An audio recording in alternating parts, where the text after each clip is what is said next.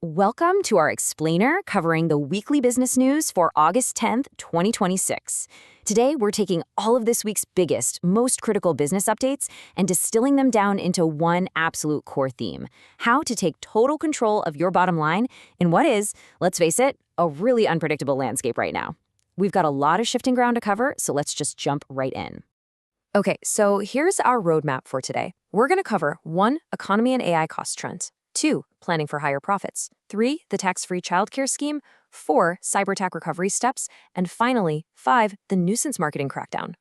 Starting off with Section 1, Economy and AI cost trends. Let's look at the external forces shaping your financial forecasting.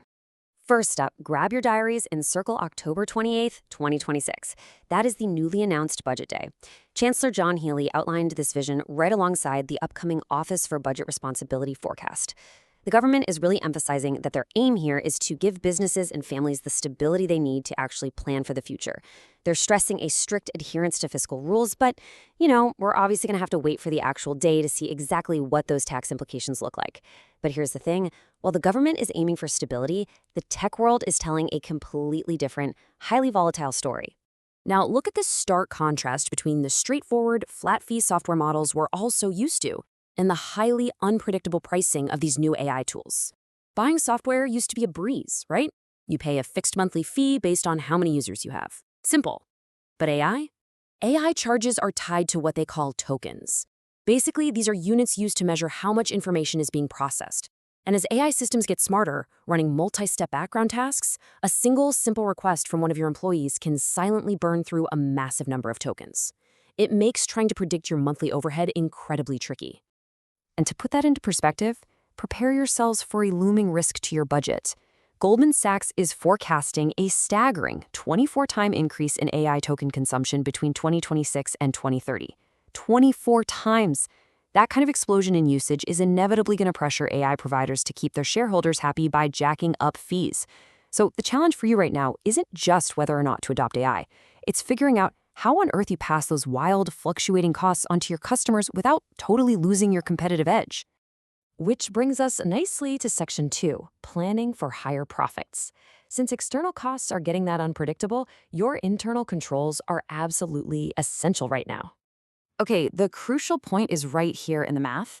So many businesses start the year blindly chasing these massive, ambitious sales targets. But more sales absolutely do not automatically mean more profit. Look at this.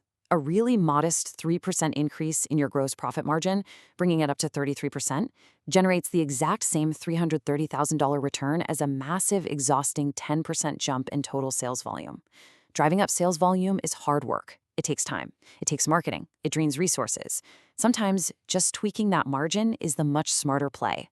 But to actually capture that margin improvement, you've got to focus on translating those theoretical numbers into actionable, prescriptive steps.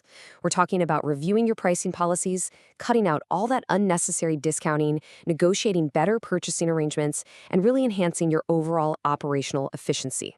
It's about shifting your mindset away from just top-line revenue and asking the tough questions, like, what happens if we just discontinue our low-margin products? Putting a structured plan in place turns those decisions into a really solid roadmap for growth. Moving on to Section 3, the Tax-Free Childcare scheme. Speaking of operational efficiency, keeping your best staff around is paramount. So this brings us to a really timely reminder from HMRC on National Play Day. During school holidays, childcare costs become a massive financial burden on your team. But eligible families can actually save up to £2,000 per year per child or up to £4,000 for a disabled child. The government does this by topping up £2 for every £8 paid in. This is a huge financial benefit, and as an employee, you should be actively promoting this. It improves staff well-being, and it literally doesn't cost your bottom line a penny. To use it, parents just need to meet a few specific eligibility criteria to unlock these funds at nearly 75,000 registered providers. We're talking nurseries, childminders, holiday clubs, after-school clubs, the whole shebang. And interestingly, while people usually associate this with toddlers, HMRC points out that usage for older kids up to age 11 has recently spiked by over 20%. Educating your workforce on this unused resource is an incredible, zero-cost way for you to boost their financial stability. Okay, on to Section 4. Cyber attack recovery steps. Let's pivot to risk management and protecting those profits we were just talking about. The National Cybersecurity Center has issued some crucial new guidance on bouncing back from an attack. They're warning that recovery isn't just some technical IT problem. It takes a massive emotional toll that can linger for months. Step 1 demands that leaders step up and master the immediate command structure in those first few frantic hours. You have to set a calm tone to reduce the leverage an attacker has over you. Step 2 means navigating a formal recovery program with crystal clear ownership that might last days or even weeks. And finally, Step 3 is the rebuild phase. This is where you don't just patch up your business systems, but you actively provide time and deep support to your traumatized staff. Let's move to Section 5, the nuisance marketing crackdown. Another huge area of operational risk management is your marketing practices. You've got to ensure strict compliance with the Privacy and Electronic Communications Regulations, or PECR. The Information Commissioner's Office, the ICO, recently executed search warrants all across the UK, from London to Liverpool. They were targeting 5 companies suspected of sending an absolutely unbelievable 170 million nuisance marketing text messages about car finance mis-selling. 170 million.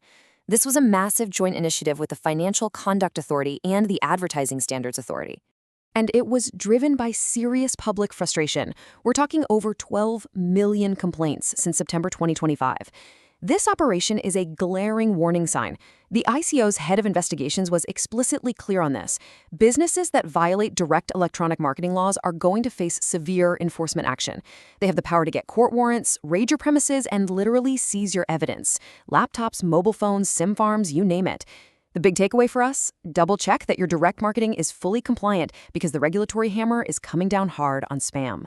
So as we wrap up today's explainer, I really want to leave you with this pivotal question. When you look at those unpredictable, skyrocketing AI token fees, the upcoming October government budget, and these aggressive regulatory crackdowns, how secure is your business strategy for the year ahead? Do you actually have that 12-month profit improvement plan in place, or are you kind of just hoping for the best? It's time to take control of the margins you can influence right now, today, because tomorrow's costs are anything but guaranteed. Thanks so much for joining me on this explainer, and we will see you next time.